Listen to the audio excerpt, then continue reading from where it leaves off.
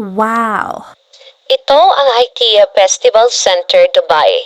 Kami ay napunta dito upang bumili ng lagyanan ng mga paninda na gagamitin sa events. Ang aming binili ay ang blue bag ng IKEA. Bumili kami ng 6 na piraso para sa lagyanan ng mga damit na inihahanda sa darating na events. Sobrang napakalaki pala ng IKEA Festival Center na halos hindi kayo magkakektaan kapag nagkahiwalay kayo sa lugar na ito.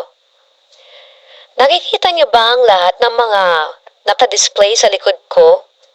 Yan ay ang mga home decorations, mga table, mga chairs, mga iba-ibang gamit sa bahay na pwedeng i-assemble.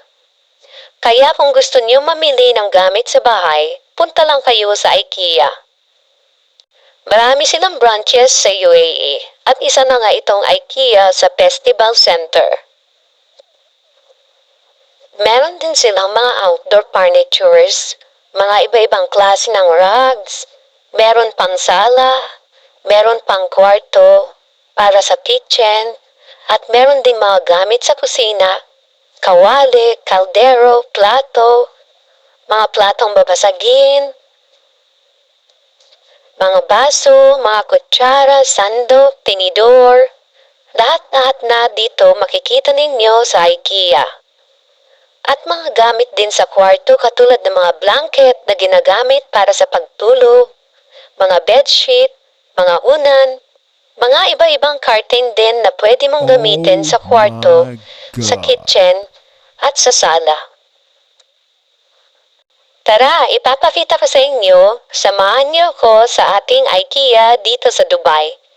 Ipapakita ko pa sa inyo ang lahat ng mga gamit dito. Tara mga kabayan, pasyal tayo ulit. Nakikita niyo ba yung mga nakikita ko? Dito'y makikita natin lahat ng iba-ibang klase ng mga gamit sa bahay. Ayan, may mga lamesa, may mga partner na mga upuan,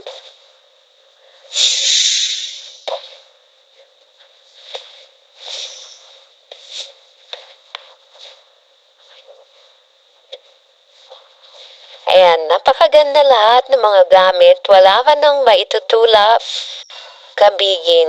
Kaya sa mga kabayan natin dyan, hindi lang naman para sa mga kabayan, sa mga lahat ng mga nationalities na gustong bumili rito sa IKEA, punta na kayo.